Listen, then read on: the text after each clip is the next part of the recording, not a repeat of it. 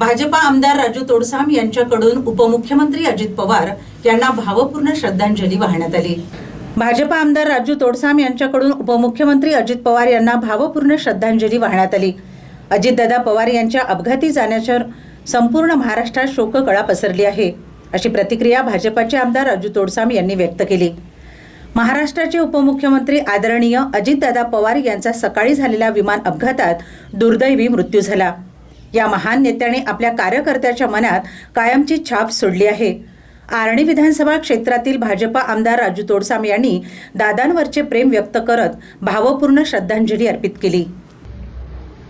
महाराष्ट्राचे उपमुख्यमंत्री आदरणीय अजितदादा यांचा सकाळी विमान अपघातामध्ये दुर्दैवी अंत झाला।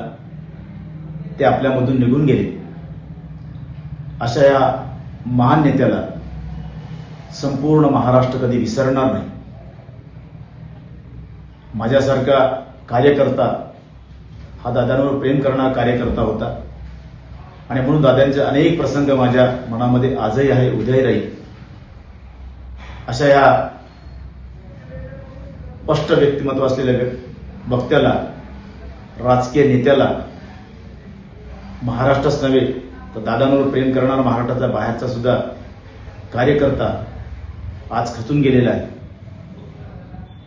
अशा या नेत्याला माझ्या आर्णी विधानसभा क्षेत्राच्या वतीने, माझ्या कुटुंबाच्या वतीने भावपूर्ण श्रद्धांजली अर्पित करतो।